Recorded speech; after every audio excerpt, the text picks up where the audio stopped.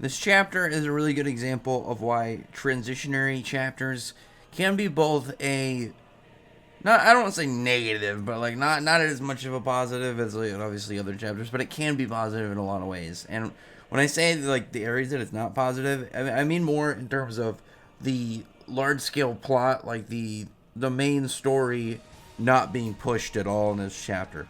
This chapter though was very specifically focused on Shinzo, and that's why I'm talking about like it'd still be useful because it's insight on his character. It gives us a day for him and makes his character a little bit more like it makes his stock go up a little bit. Pretty much, it gives us a little bit more content with this dude. Gives us a little more insight on the way he thinks and how he interacts, and it just gives us more of a display of what Shinzo is like, which is obviously a good thing.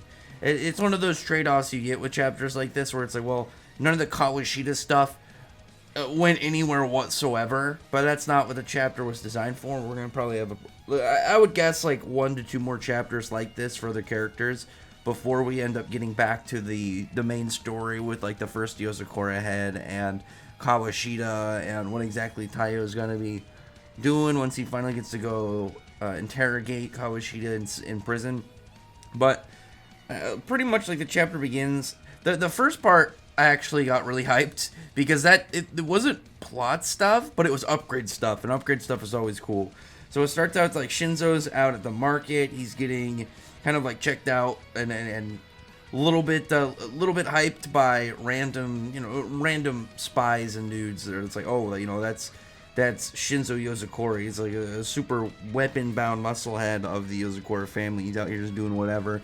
When in reality, he's just in an awkward situation because he's out with Ayaka, and he's just nervous because he's outside in a public outing with a girl that's not related to him by blood, so he gets a little nervous because we know he's awkward, and they even bring it up in the chapter. Like, outside of the people in his family, he doesn't really know exactly how to talk to them that well. And not only that, this is a girl like around his age that he can talk to on top of it. Like, she's a little bit younger by a couple years, but at least around enough that it's going to affect him in some way.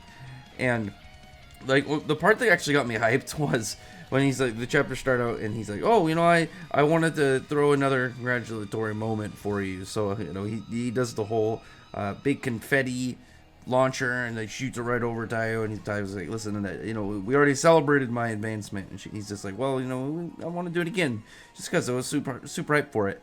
And then he brings up that he wants to repair his gun sword and add some upgrades to it, and whatever improvements he's gonna add obviously like has me hyped. I'm always excited when characters get some form of new thing for their moveset.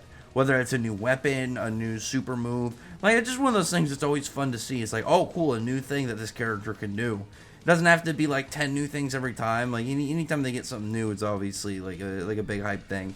But that's probably going to be a bit of ways away. I don't really see us getting to that new weapon within the next couple chapters. It'll probably be whenever they get fully set to the next mission, and we see Taiyo maybe go up against some random fodder dudes to just kind of flex the weapon out and show what it can do with whatever improvements that Shinzo is going to put upon it. But then he ended up going to the blood spray shopping arcade, as he called it.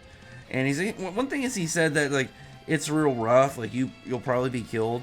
But I don't really think that any of the Yozakura family, I don't think will really have a problem with like random thugs. But I don't think Taiyo would either, especially with his blooming, because it's like, what are they going to do, shoot a bullet at him? He blooms, he just blocks it.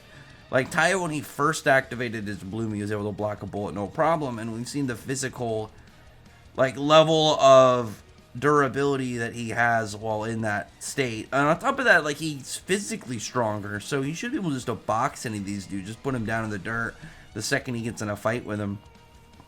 That's like the only thing in the chapter that actually bothered me, but it's not like a big bother. I mean, this isn't a serious chapter. This is a more character-driven one specifically for Shinzo.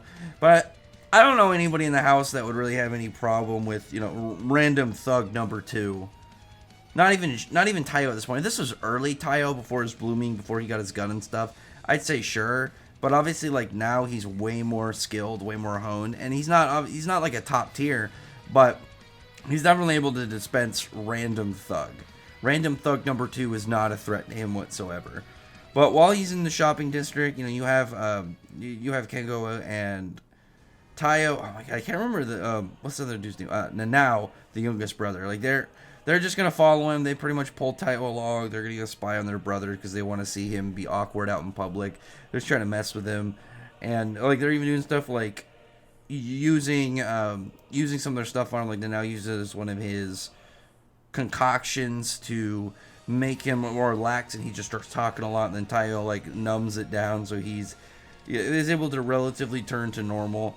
We don't do see his wallet though. They said that he's got a wallet that's like 10 years old that they gave to him, I think like 10 or 11 years ago or something, like a long time ago, and he's kept it ever since. So I mean, he's clearly a good guy. They even mentioned like he's super good to his family. Like they've brought that up multiple times. That's obviously like an added thing to it. And while he's talking to Ayaka, they're just having a nice moment. And he's like saying like, I messed up a lot of stuff. I don't have a lot of guts, whatever. But hanging out with me today is really nice. And that's when Ayaka explains to him that like she idolized Tayo Mutsumi and decided to join the family. She's obviously a big fan of them, and because of that, like she was able to see like multiple other people, and she's saying that Shinzo's love for his family gets her seal of approval, so he should have confidence in what he does for his family and the people around him. And I think he realizes that too. Like, not only is it like obviously like this panel at the end where he's getting a little more serious with disappointing his younger siblings, but that moment right afterwards when he's just looking at her, but it's not like a moment of like shock or being dumbfounded. It's more of just like a thing, and I think he realizes like, yeah, I probably should be more set, at least for them. Like, he doesn't have to be suddenly get past his weakness of being an introvert and whatnot, and just in certain areas, just to put out a little bit more effort.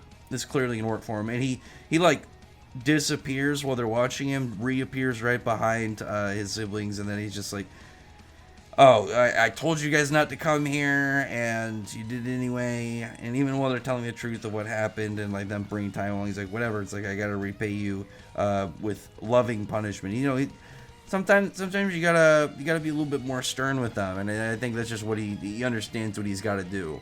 He's doing it out of love to discipline them rather than just be mad at them or let things off. Because obviously, like them following him was.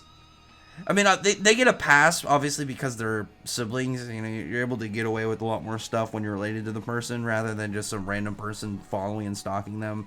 Or even a friend who'd be like, man, come on, boundaries and stuff. But your family gets a small pass with stuff like that. But obviously, like, Shinzo gets a pass at being able to be like, okay, I'm going to fuck you up, you guys. I'm going to fuck you guys up a little bit, just so you know. And I thought that was pretty funny at the end of the chapter, just with this. I was actually looking at this panel and expecting to see his blooming, just like that little bit of extra overhype. But anyway, other than that, though, it was a pretty solid chapter. Obviously, more set on Shinzo than anything else and stuff that he's going on with. But other than that, comment below, thumbs up the video with a friend, like button, subscribe button, check out my other videos. But than that, appreciate it. Sorry, subscribe, and thank you all for listening.